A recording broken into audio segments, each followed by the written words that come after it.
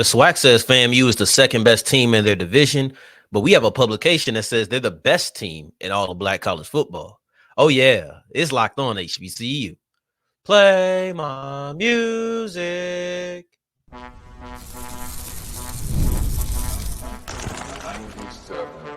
You are Locked On HBCU, your daily podcast covering HBCU sports.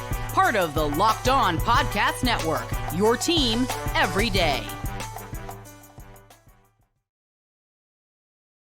What's going on, family? Welcome back to another episode of the Locked On HBCU podcast, your number one daily one-stop shop for everything HBCU athletics, Monday through Friday, part of the Locked On Podcast Network, your team every day. And now, of course, Sam Darian Gray, a.k.a. the Mouth of the South, Texas Southern alum and former TSU Herald Sports editor and current contributing writer at USA Today's Saints Wire. Thank you for going on this journey with me, making Locked On HBCU your first listen of the day, every day. And remember, just because the mic cuts off does not mean that the journey is over. Just means it's time to follow me on Twitter at South Exclusives. Starts with an S and ends with an S. Today's episode is brought to you by Gametime. Download the Gametime app, create an account, and use the code LOCKEDONCollege to get $20 off your first purchase. We'll wrap up today's episode with a look at the difference between our conversations around a player's draft stock and then also the team impact that that player may make. Prior to that, we'll look at the HBCU players who made the All-American list.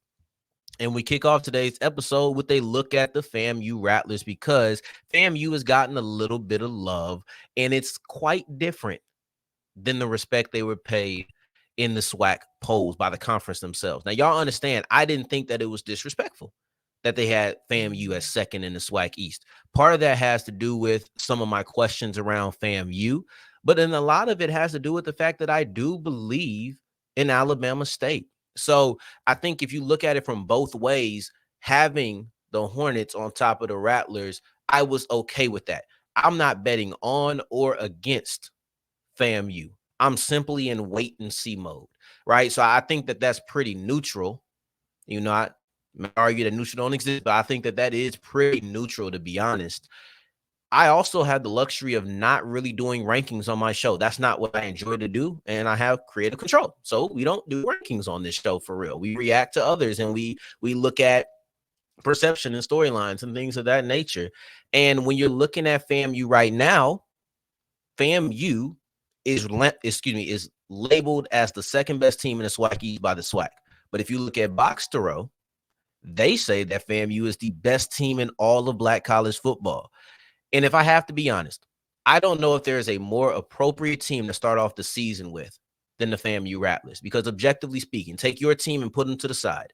I believe that FAMU is the objectively most interesting team in all of black college football. With everything that went on this offseason, with the change that they had in coaching and some of the roster and all of those things, everybody wants to know, will the defending champions not only be able to go back-to-back, because that's going to be months down the line, but what are they going to look like in 2024? Just out of pure curiosity, people are going to be looking to that. Are they the best team in black college football, like BOXTOROW says? Are they the second best team in their division, like the SWAC polls say? These are conversations that we will be having. That's the reason we had the conversation of, was FAMU snubbed? Matter of fact, the upheaval is the reason that FAMU was even second. If FAMU comes back with Willie Simmons, I'm telling you right now, despite how I feel about Alabama State, that would not have changed.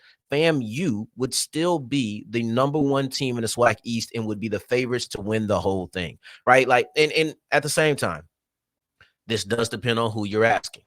I do think that if Willie Simmons returns as head coach, it's a consensus. No matter what happens, you can take Major out. You can take Musa out. You can take Jennings out. You can take these players away. But as long as Shotgun Willie is there, I can guarantee you that they are the favorites to win the SWAC no matter what happens, even with the additions that Alabama State had made this offseason. So that's kind of how I'm looking at it personally. But also, here's another thing to look at it. FAMU easily could be the second best team in the SWAC by the SWAC's considerations, but the conference doesn't divide the conference divides their polls by division. So all you get to see is that they're the second best in the SWAC East. And that could put them better than Alcorn in the SWAC minds. They could say the two best teams are in the East yet again. So there's no real way to say where exactly that they stand in the SWAC, right? I think that Alabama State is one. I hate saying it this way. I'm speaking purely based off of the SWAC polls right now. This is not my opinion, right? This is not my opinion. I think that the SWAC polls believe that Alabama State is the best team. I do believe they think they're better than Alcorn.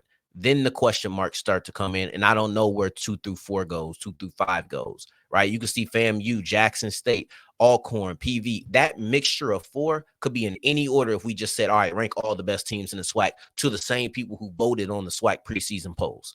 But BOXTOROW said, you know what? Not only are they better than Alabama State, they're better than North Carolina Central, they're better than Howard, they're better than Alcorn, they're better than everybody.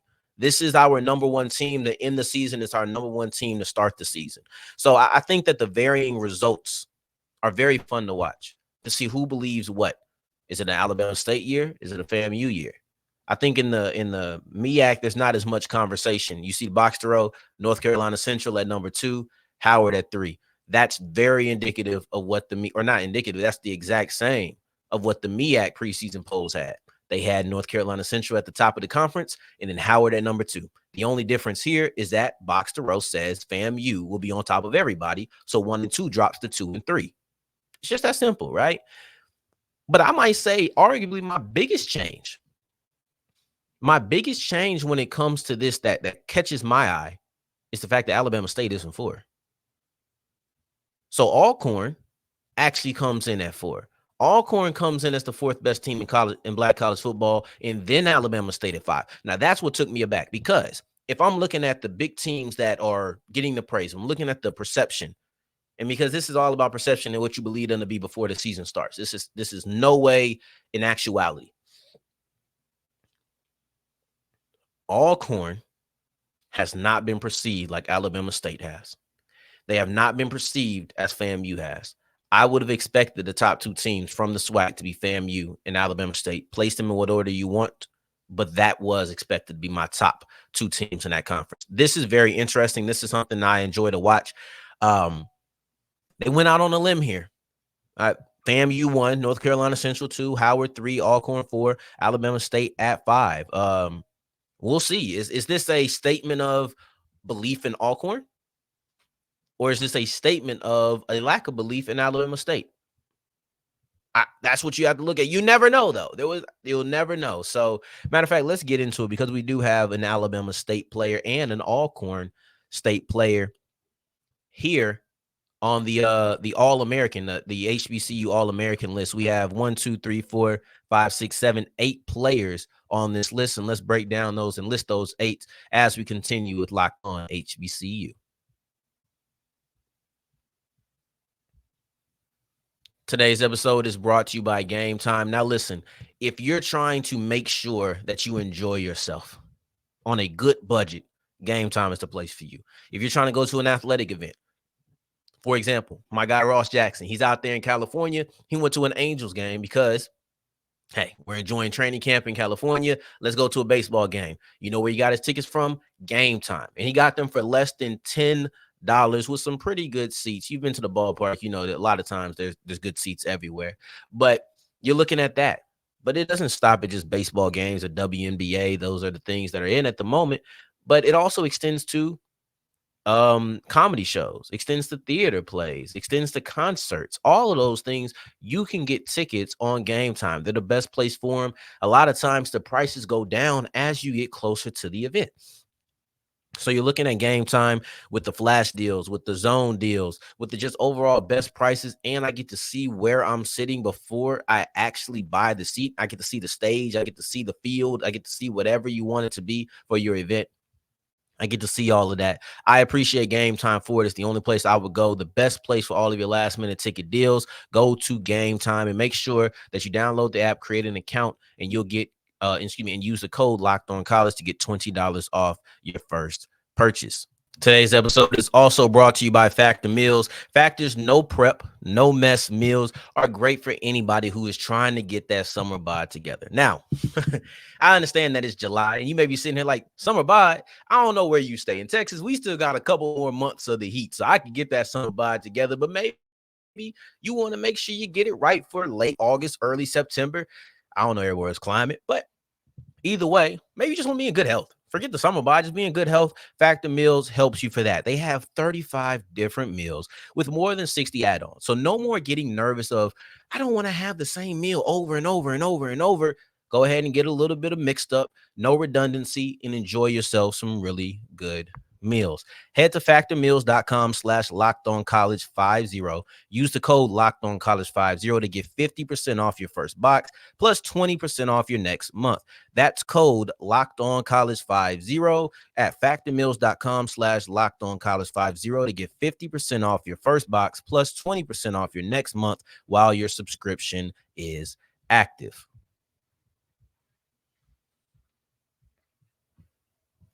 As we continue rolling on today's episode of Locked On HBCU, I appreciate you for making this your first listen of the day.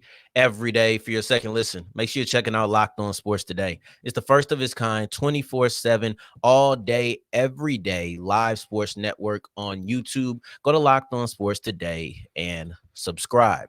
Now I want to look at some of the HBCU players who are able to make the All-American list. And it's very funny because we did our preseason polls, or excuse me, our preseason top 10 HBCU prospects. And one of the reasons that I love this is because timing-wise, I can keep reflecting back to it. I can keep going back and saying this player was on Gerald Huggins' top 10 HBCU prospects, and this player was doing this, and this player was that. I can go back and I can look at these things because they're always relevant. So I love it as a point of reference. Matter of fact, we're going to have a point of reference in in segment 3 as we talk about the difference between the conversation of draft stock and team impact, because maybe that's a little bit reflected here, but not all the way. So you have 8 HBCU players who were All-Americans at excuse me, on Stats Perform's FCS All-American list. So you go with, did I count there? Oh, actually, no, it's 10. I had it right first time. 9. 1, 2, 3, 4, 5, 6, 7, 8, 9, 10. Lord have mercy. I guess I can't count these days. Because I definitely got that wrong too. That's 9. I can't count, but I can read. First team, you have Erick Hunter out of Morgan State, the linebacker, followed by Kenny Gallop from Howard, the safety. Those are your 2 first-team players from an HBCU. Remember, this is the Stats Perform FCS All-American list. You have Erick Hunter and Kenny Gallop on the first team. Then you have Ckelby Givens out of Southern and Kendall Bohler out of FAMU on the second team. Bohler is a defensive back, obviously cornerback, and then you have Givens at the defensive end position. Third team, you have Nick Taiste from South Carolina State, the offensive lineman. Malachi Bailey, Alcorn State, defensive lineman. Elijah Williams, Morgan State, defensive lineman. Rico Dozier, now with Alabama State, and he's a linebacker. And you also have Robert McMinn, who is the returner from Alabama State. So when you're really getting into who these players are and what they represent and everything of the sorts, right? I'm looking at some high impact talent. Of these 10 players, you have 1, 2, 3, 4. 4 of them are on the Gerald Huggins top 10. They're most of them top 5, actually. So you're looking at, let's flash it up here again one more time. You have number 2, Elijah Williams. You have number 4, Kendall Bohler, and you have number 5, Erick Hunter, while also having number 8, Kenny Gallop. So you're looking at this list, and it's pretty accurate. It ties in, but we'll get into what the difference is in segment 3 between this conversation and team impact. But I do think that this is a great example. But let's look at it. Ckelby Givens, 230 pounds. This is I'm conflating. Excuse me. Ckelby Givens, because I wanted to get into that point of weight and why that makes a difference, but I don't want to take too many of my points from segment 3. These conversations just have such overlap within them. But you look at Hunter and Gallop, 2 Morgan State defensive players who I believe have the ability to be your defensive player of the year. Obviously, Kenny Gallop came in and he was the preseason favorite. He was the winner in last year's. He was the Aeneas Williams Award for the best defensive back in college football. So this all makes sense that he would be here, right? Then you have Erick Hunter, who I said it last week, pound for pound. This is a guy, man. I understand that he's listed at 210 here. He maybe got a little bit bigger. I would love to see him in the 225 range. If he can play around 225 pounds, I really do think that we have a different conversation about Erick Hunter. I genuinely do. But right now, you see just how good of a player he is, because Erick Hunter comes in as a linebacker who could. I'm just looking at this. Erick Hunter, to me, is a first-team All-American because at the linebacker position, he does everything that you want from him. He can run and go. He's speedy, sideline to sideline. You're looking at the ability to come downhill and get tackles behind the line of scrimmage, immediate impact plays, no matter what. I always say this, when you're looking at tackles for loss, it's one of the few stats that I can genuinely look at close to face value. Close to face value. You know that it's an impact. You could have 100-some tackles. If 90% of them are 5 yards down the field, having a different conversation than if you're getting 2-yard stops, 1-yard stops. That tackles are some of the more misleading stats in all of football, in my opinion. But then Hunter also knows how to have a nose for the ball, both as fumbles and then also interceptions. He got multiple interceptions as a linebacker. This guy has such positional versatility, man. I am a genuine fan of Erick Hunter's game. And I think he's going to be a big reason on why Morgan State has a strong defense in 2024.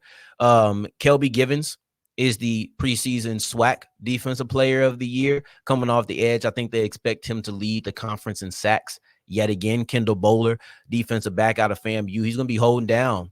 He's going to be holding down the side of the field for the defending champions. And he's going to be a big reason why, if FAMU does live up to what we talked about in segment 1 with them being the number 1 team in all of black college football, I can guarantee you that Kendall Bohler is going to have a really good year on the way to making that happen. Nick Taiste, he's the only offensive player, only HBCU offensive player on this list, right? So everybody else, linebacker, defensive back, defensive lineman, you have a punt returner in there, and you have a linebacker again. Like, this is the only offensive player, and this was somebody who he was on Gerald's top 10. He just barely got edged, and we're talking about being a prospect and whatnot. He barely got edged. Barely. I'm pretty sure he's 11 now, right? I think he was 10 at first, and now he's 11. Malachi Bailey, I think, is going to give Givens a really tough run for his money when it comes to preseason SWAC Player of the Year, Defensive Player of the Year, because Givens led the league in sacks. Bailey led him in tackles for a loss. And I think that Bailey was second or third in sacks. So this is going to be really tight. When you're looking at this when you're looking at the HBCU players who made the All-American list, I'm looking at the Defensive Player of the Year runs in both the MEAC and the SWAC. Erick Hunter, Kenny Gallop, both first team. Then you have Elijah Williams, who was third team. Those are the 3 players who, to me, I expect to be competing for the MEAC Defensive Player of the Year. Gallop obviously got that award in the preseason.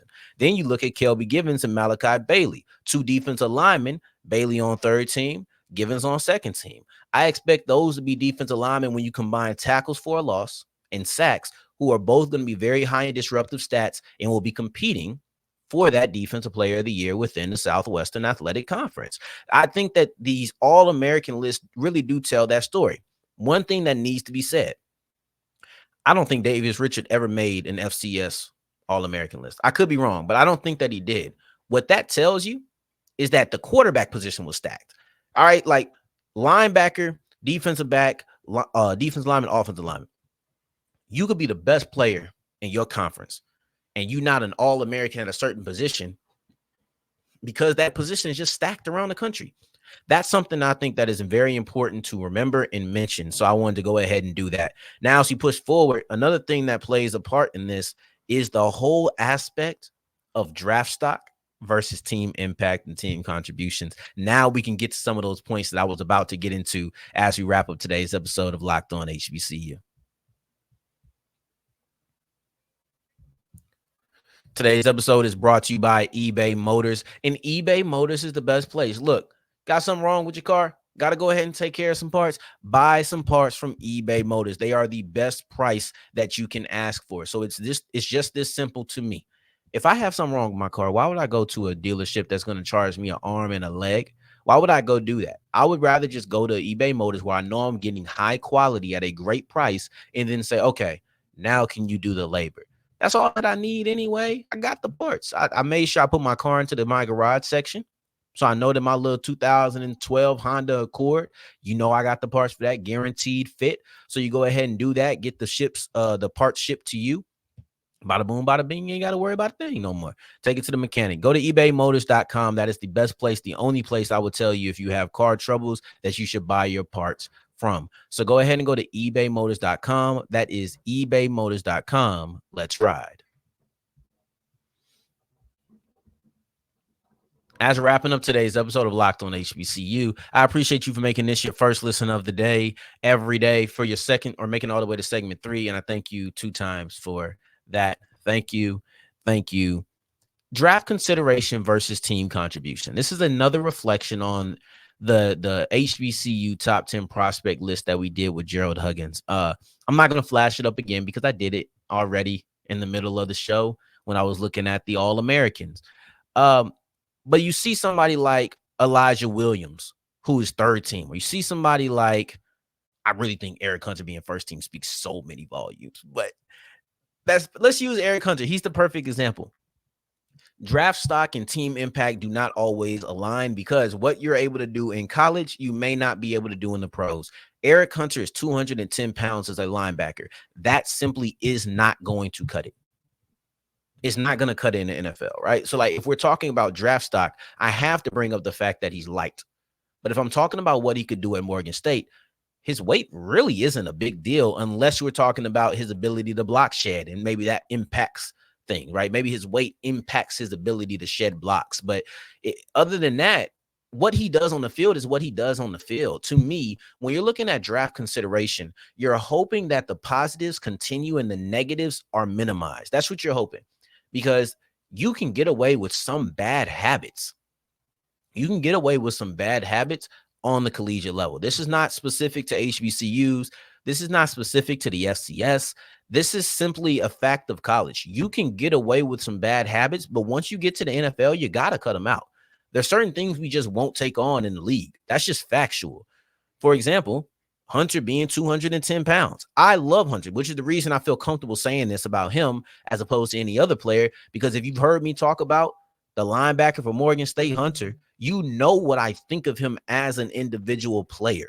You know how I think about the way he impacts that Morgan State defense. Do I need to relay what I said in segment 2 again? Erick Hunter is phenomenal. Put the fact that he's 210 pounds aside because we're not talking about what he can do at the next level. I've seen him play at this weight, and I've seen the impact that he's been able to make downhill, getting double-digit tackles for a loss. I've seen the impact he's been able to make in coverage. Of course, the light linebacker, you would assume that he's able to cover. He's came down with multiple interceptions. He's been a tackling machine. He's done everything that I wanted from a linebacker. So from that standpoint, you're saying, why wouldn't we be talking about his draft stock?